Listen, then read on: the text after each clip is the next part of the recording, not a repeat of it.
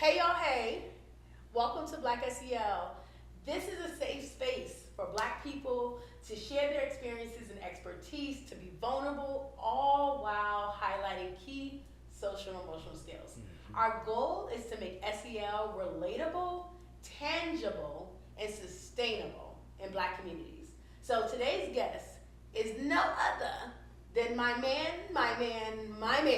Okay? No, but for real, he really is my man, y'all. So let me just brag on him real quick, and I gotta pull up the bio because I wanna state the facts, okay? Joshua Vincent is the executive director of one of the largest intermediary fiscal sponsors social justice organizations in the South, Southern Vision Alliance. Before that, he has helped build some of your favorite social justice organizations from Black Men Build, Organize with Color of Change, PAC, Movement, Voter Project, Special Projects, and also worked for the Obama campaign in 2008. He holds not one, but two masters, a master in music with a concentration in jazz, okay? And the other in history with a concentration in African American history. You can hear him on season 2 of Aaron Magruder's The Boondocks. I love The Boondocks. And most recently, one of the biggest bosses that you've seen thus far, Rick Ross, Maybach Music 6. Yes, this is my man. So please welcome to the show, Joshua Vincent. Hey, what's up? What's up? So we're gonna do a little intro over again. Okay. You heard my intro, so I'm gonna hit it to you. The little part you gotta do. So we're gonna go, welcome to Black SEL. Blackity black, blackity black. The social emotional help of Black people. You got it, boy. Thank you so much. I appreciate you. All right, so today's episode is all about Black SEL and liberation. This is gonna be good, y'all. So this episode fits so well into like Black SEL and like why I started Black SEL. It was a very liberating thing for me. You know, I've been practicing this field, been a practitioner in social emotional learning and an expert for almost a decade now, and started social emotional learning when there was not a lot of Black people doing it. Shout out to Dr. James Comer though, because you know he started SEL. We'll talk about that later, or he's one of the founding fathers of SEL. But there wasn't a lot of Black people that I saw around me doing social emotional learning and owning it. By the way, there was people doing it, but owning your programs and bringing it to schools and all of that. So it was very hard for me to navigate, very hard for me to get funding, very hard for me to sustain my curriculum and my programs. So I wanted to be able to create a safe space to highlight Black people, to elevate our voices in the field. And it was very liberating, and it still is, right? We're still making history with Black SEL. So tell me, Joshua, what does liberation mean to you? That's a really good question. My first response to that is informed by the Psalm for Asada towards the end of Like Water for Chocolate by Common. And the voice at the end talks about that they can't tell you what freedom is, but they can tell you what it isn't. Similarly, I think about liberations, especially in this context of the world we live in now. It's hard to identify what liberation is, but we know very clearly like examples of what it's not. Right. But if we're taking a little bit more, creative stance or vision towards it, I think that, we can imagine what liberation could be, right? And so it could be, and Monet Marshall's a great artist here in Durham who kind of led an exercise like this, and I learned this from, but imagining like scenarios of situations of our communities and how they're resolved, right? Liberation could be something as simple as not having to worry about police pulling you over in your community because your tags are expired. Come on. Right? Liberation could look like being able to walk across the street and go to the pharmacy and get exactly what you need without having to absorb the price of high drug costs, right? Liberation could look like guaranteeing that you have a house over your head and a job that's going to provide, your basic needs. That's what liberation could look like. In a lot of places, those might be the bare minimum. And so when those things are provided to, in addition to that, then what does liberation look like beyond, right? How far can the human mind imagine and build a world that like we aspire to kind of to live in. Right. So that's so deep because I think when we think of liberation, sometimes we go like overly like deep with it. We're like, we have to be free, right? Mm-hmm. But it's really these simple things Mm-hmm. like about walking across the street to a pharmacy and making sure that you're able to get all the medicine and needs that you can. Right. You know, because of healthcare looks crazy right now, right? For people. Right. That like you just brought my mind to another space with Mm-hmm. liberation. So what's some examples, like some people that you either believe you have seen in their life that they have not like found liberation, but you know they've reached a certain level of liberation, or because we know it's not like a tangible thing, Right. you know, it's kind of like Wi-Fi, right? You know, we know Wi-Fi is here, yeah. right? But we can't see it, Right. But we have faith Yeah. that it's here. Seriously. I mean, faith is a big part of how I think about liberation. If you'll just like indulge this kind of idea, when you go up and down the stairs, you're not thinking twice about whether or not those stairs are sturdy enough to hold your weight. That's liberation, right? When you take a step out onto the concrete, you're not worried about, for the most part, worried about it caving underneath your feet. That's liberation. You're free to move and trust and be and have faith in, you know, the things that are present, that are supposed to be there to support you. I think that's a version of it, right? I feel like in terms of people, like my mind goes towards largely artists, because someone told me a few years back that they envied me because I was an artist, and I asked him why, and he said artists see the world the way it's supposed to be, and just being able to have that vision alone is a contributing factor to so much of the, you know, liberation that we aspire for. You gotta have an imagination. But with that imagination, you gotta have some faith that what you see can be built and be, you know, come to fruition and become tangible. I feel like, gosh, this is empowering because I feel like every day now, just as, you know, I'm doing some work in anti-racism and understanding how to disrupt racism as soon as I see it and speak up about it, that's also a liberating act, right? And, you know, I think of how in slavery times when our ancestors were, you know, felt the need to go back after they learned how to read and write and then teach their brothers and sisters as an act of liberation. Right. So now you like are breaking this down to me even more for me to look back in history and realize that these were these moments that black people always felt liberated, but it wasn't really talked about as much. I think we created liberation as a norm, and where we actually need to praise and acknowledge liberation even in the smallest form. Yeah. You know? Yeah. And so tell us a little bit of history right now. So I know you are the history guru, and Joshua teaches me things every single day, y'all. So tell us, what is the Black Liberation Movement? That's a really good question. And what I'll say to kind of create, because I think that a lot of times when we think about history, we compartmentalize it to time frames because it's easier to digest. You know, Black liberation movements from 1960 to 1980, or from 1880 to 1920, right? But when we think about Black liberation, it's important to think about the history as linear and not just either cyclical or compartmentalized. So what do I mean by that? That the Black liberation movements, that African liberation movements have been happening since the first Africans were stolen from the continent of Africa, right? You can go back, all the way back, and think about, you know, a lot of great historical analysis has been done with like the 1619 Project, right? But a lot of times, the way I like to have this conversation, especially with like education, particularly Black education, that the demands for education for Black people go as far back, if not farther, than David Walker's appeal in 1829, right? And we read that pamphlet that he wrote, that he was circulating as an abolitionist. This man escaped slavery from Wilmington, North Carolina, got on a boat, went to Massachusetts, and wrote this pamphlet that circulated all throughout the South as a pamphlet advocating for the abolition of slavery. And in that, there were demands for education, right? And so that was before the Emancipation, before the Emancipation Proclamation, before the Civil War. And so when you fast forward to, you know, post-Reconstruction, you know, 1901, was the start of the Niagara movement. W.E.B. Du Bois had demands inside the Niagara movement that predated the NAACP. Demands for education, right, was a critical piece to it.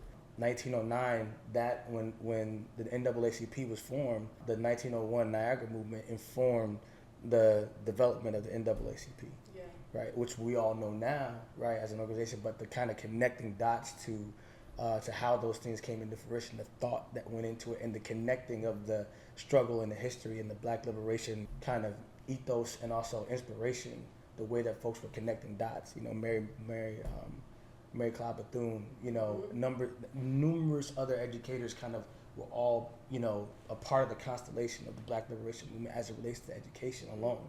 Not just, and that's just education. There's jobs, there's anti-lynching, there's all these kinds of things that kind of bubble up out of Black liberation movement.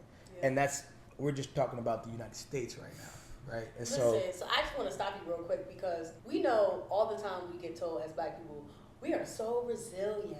We overcome obstacles. We continue to push through, but we're actually resilient, right? And this is a word that our organization, Dangers of Mind, Danger of My Education Fund, has coined and trademarked, because I truly believe that we've been practicing these skills since we've been born, right? Since we came out the womb, because the world was not set up for us to survive as African American people. And as we talk about the Black liberation movement, there are so many social and emotional skills that these leaders have practiced every single day, from self-management. You know how much it took for them to be disciplined, to travel, to pass out newspapers, to share the movement work, you know, to organize this work, to wake up and say, today I'm still not free, but I'm fighting for people like us to sit on a couch together and be free. Right. Because today we still not. What does free look like for us, right? But it's something that we have to really touch on, because it's so important to understand in the Black community that SEL, social emotional learning skills, are in us. Specifically, I always say that if you manage, or if you know how to manage self-management skills or practice self-management skills, you're going to be successful. Because these skills are organization, time management, discipline, self-motivation. Why are we doing what we're doing? Black people, a lot of the times, we're intrinsically motivated. We don't do things, some of us, let's put it out there. You may, if you're a Black person and you out here just doing stuff to get money and the rewards, it's never going to last. Right. But the true activists and the organizers and the folks that are passionate, about what they do, they're doing it for the intrinsic motivation. They're doing it for the internal satisfaction of what's to come, because the money's always going to come, right? And so just want to pause you there, because there's so many SEL skills that we can pull out, but the biggest one, you know, we had to be, of course, self-aware, know who we were, and affirm ourselves every day, and understand our identity. And we can name so many African American leaders that were our examples, that were our roadway, you know, that were on our paths, or what we had to look at and read.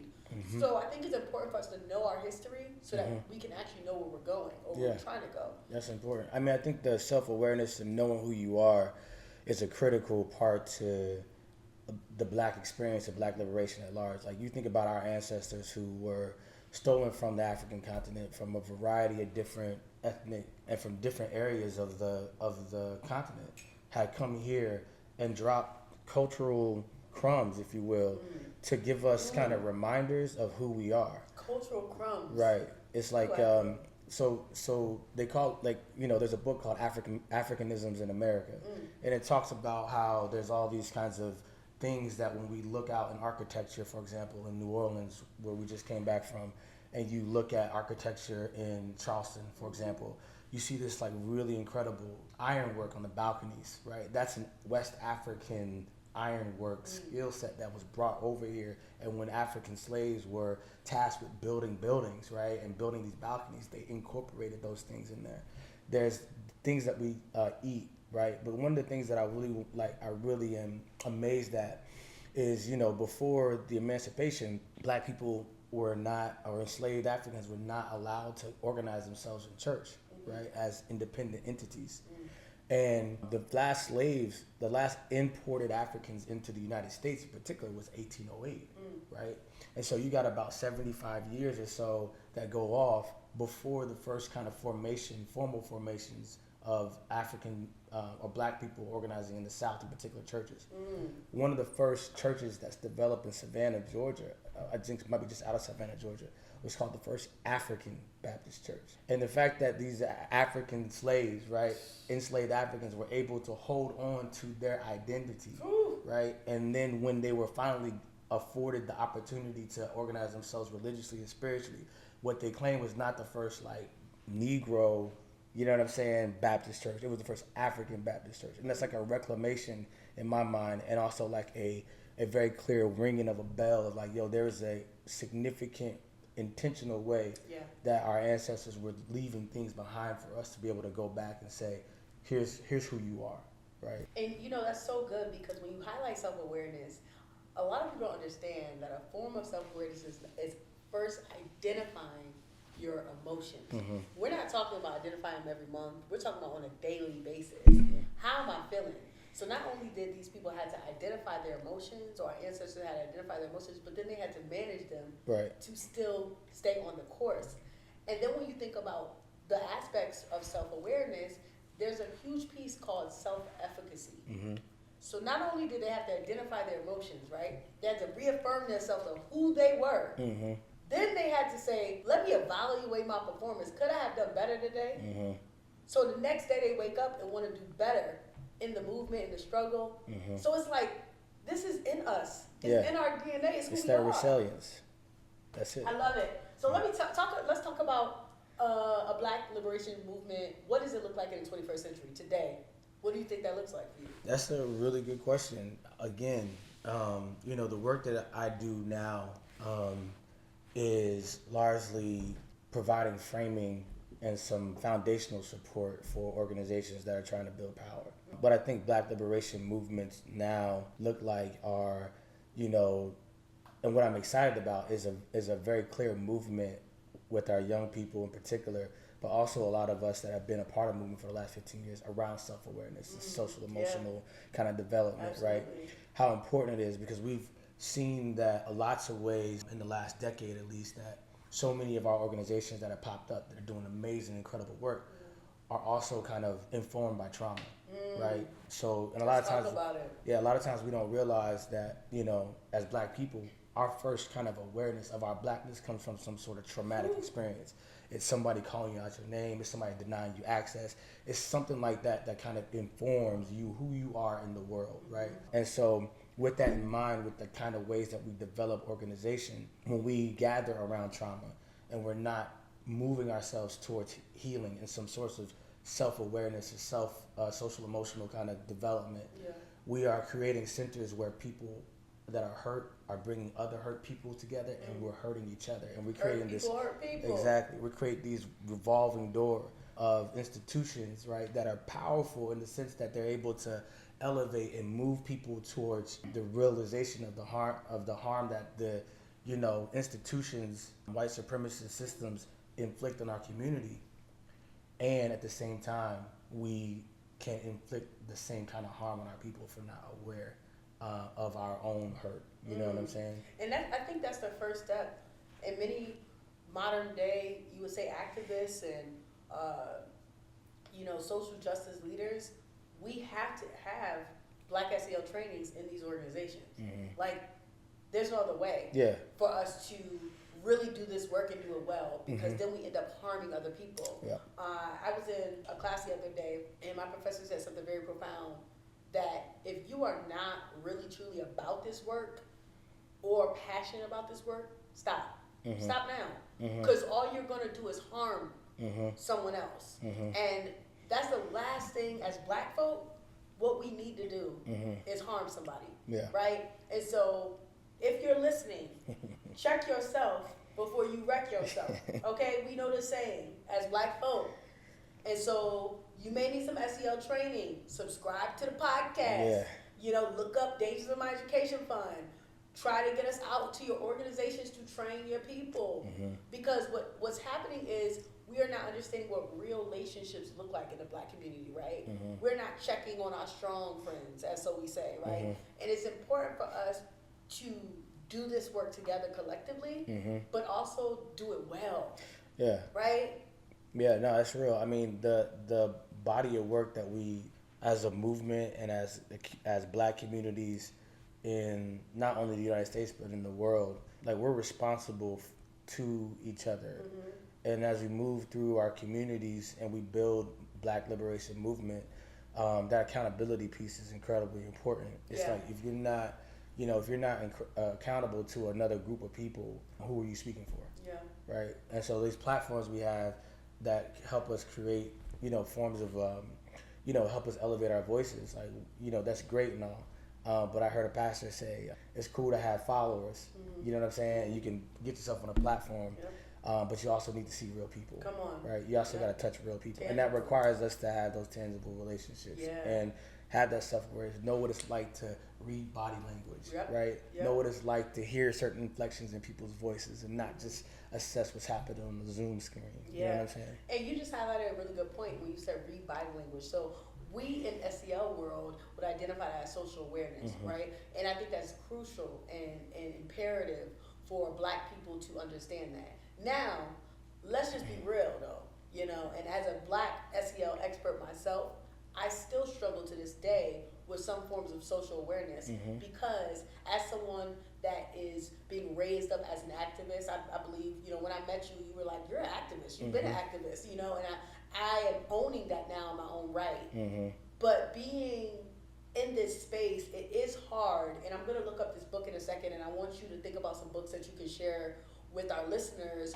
on just like what they should read, to help them with their history, because I believe that a lot of Black people do not know their history, and we just out here, right? But one of the things that's important that we need to mention, and this is a safe space for Black people, and I'm going to be the first one to say, I still struggle this day with who are my allies and who are not, because in this movement work, in this, activist work, in this liberation fight, right? There are people that come around, and white supremacy is very alive and well, as we know, and they look like they support, or they want to utilize you when it's meaningful for them, and that is a form of manipulation. Right. And white people have been doing that for a very long time. And so, as someone that practices social awareness, we're supposed to practice empathy and perspective taking and appreciating diversity. And sometimes that can be hard when I feel like my perspective ain't looking nowhere near your perspective, right? Or why should I consider your perspective when you never consider mine, right? And there's a lot of people, Black people, that are out here mad and angry, especially with what we just have been seeing happening. Police brutality continues that, and we cannot get a break. Right. So when we talk about social awareness, I would say this is a piece that I believe Black people need to heal, and we need to create safe spaces like this to have these type of conversations to say, how do we continue to practice social awareness in a very true, genuine way? And I want to bring up a book I'm reading, and I'm going to look at this when you tell us some of your books. I'm going to Google it because I can't think of the name right now. I don't know why it's blanking me out, but it's such a profound book, and I think people should read this. But it's very triggering, and so what it talks about is all the different forms of manipulation when it comes to how white men were raping Black women. And it talks about around the Rosa Parks era and Rosa Parks' life. And it made me really feel like when we talk about allyship, when we think about this work that we're doing, how do we protect ourselves in the realm of social awareness, right? We can be aware, but how are we continuing to build healthy relationships, continuing to be healthy, practicing healthy empathy, right? Practicing healthy ways to appreciate diversity, and we are struggling with, you don't know my story, you can't ever feel my story. You may try to perspective take, but what's that really gonna do? Because you're never gonna really understand. Right? So if you have any comments on that, let me know. And then I feel like a lot of that is, I think self-awareness, social emotional learning, and that development process, we have to be intentional about who and what we're doing it for. Mm-hmm. You know, and I think that, like, you know, when we understand the history of this country and history of white supremacy around the world, Mm-hmm. like, it's not our job. I don't believe it's our job as Black people, as brown people, as people of color in this world, to teach white people how to not be racist. Right? It's not our job. Our job is to deal with ourselves, right? Like, deal with ourselves and work on ourselves. I heard an artist on Instagram talking about something similar, where it's like, you know, we're not creating the art to show you or showcase ourselves and our difference. Right? We're creating the art because this is who we are. Right? And I think that when we tap into this kind of concept of Black SEL, I like to think of it as a thing, you know, much like many other things, kind of like it's the theory has come from the experience, right? And so SEL, the concept, the idea of it, existed long before they named it what it was, right? And when you think about our communities going through as much trauma as we've been through at the hands of like white supremacy and white supremacist systems, for us to have the resilience to be able to still hold on to faith, to hold on to cultural practices, to still build community, to still want to have that, right? That takes a certain amount of social emotional development that's intrinsic and it's inherent in the DNA of who we are, right? And so I think that, like, when we think about it, you know, our SEL development is for ourselves. Yeah. It's for our community. Yeah. And it's like it's us letting the world know, like, this has changed. Yep. Y'all are operating on some old stuff. We on this new stuff. You know what I'm saying? And but this new stuff that's already been in us. Exactly. And we just bringing it to the forefront. Exactly. You know? Exactly. Yeah, so the book I wanted to tell y'all about is called At the Dark End of the Street, Black Women, Rape, and Resistance. It's a new history of civil rights movement from Rosa Parks to the rise of Black power. Phenomenal book. I'm halfway through and I'm already like stirred up. But do you have any books that you want to tell the listeners to, like, just any, like, quick, maybe 2 or 3 books? Yeah, I strongly encourage everybody to, if they can, take a look at The Souls of Black Folks, W.E.B. Du Bois, 1901. Very profound, not only a writer and social scientist, but, you know, somewhat prophetic.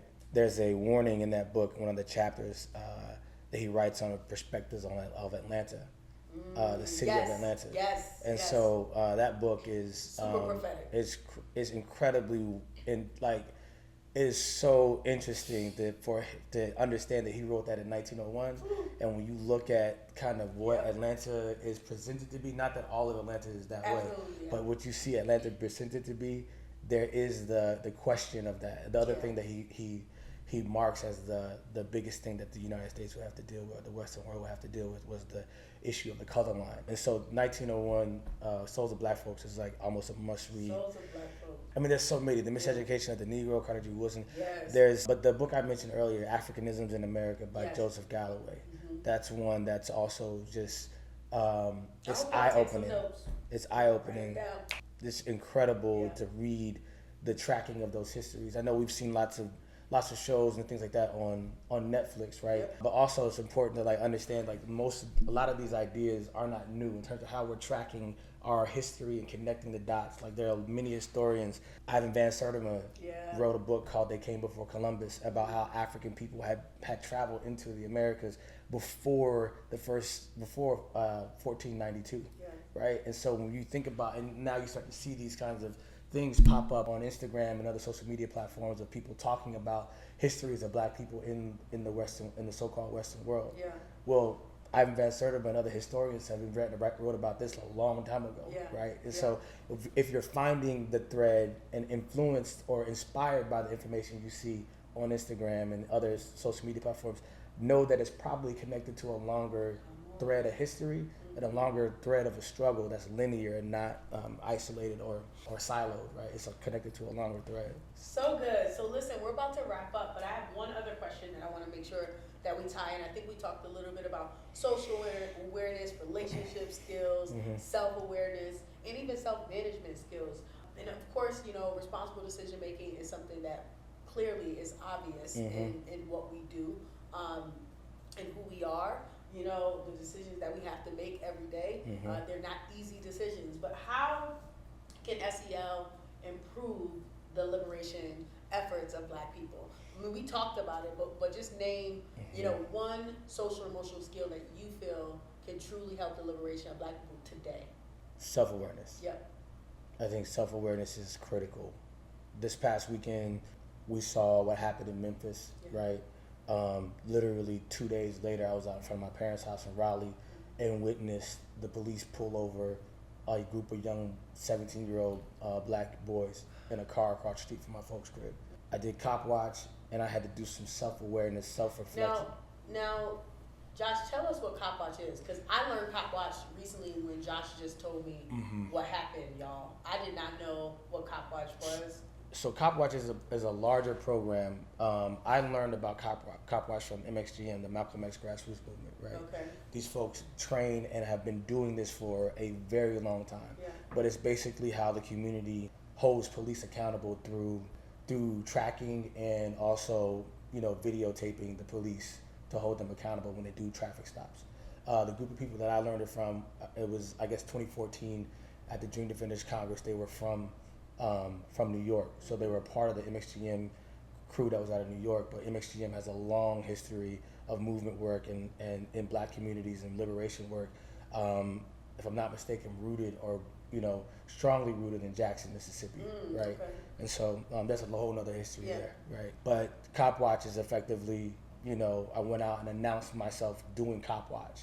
A lot of times we're just doing recording and we're not, you know, but when you announce Cop Watch, it oftentimes will alert the police that somebody that knows what they're not supposed to be doing is watching them and recording them, right? And so it adds a little, at least a little bit of a layer of responsibility to what's happening. Recently, he said Cop Watch, and the cop was drawing out his gun, and as soon as Josh said Cop Watch, he put the gun back in and looked back to acknowledge who was watching him. Yeah. And so this is something really to make sure you just don't pull out your phone, yell Cop Watch. Right. Well, that, and also make sure you go look up the resources that MXGM has to get, so you can be trained on how to do it appropriately and in the correct way. Absolutely. Right? And I'm going to take accountability to do that myself. Yeah. But yeah, it's I noticed something inside of myself physically. I had a physical reaction.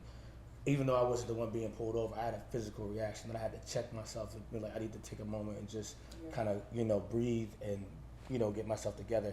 I think that self-awareness, we're seeing a lot of that. You know, I'm not a whole huge fan of everything that's happening on social media, but one of the things I can say is that that kind of mindfulness that's being promoted is definitely, it's worth it, and it's actually, I think it's very helpful for people to have a reminder, like, don't watch the video if you're triggered by it, right?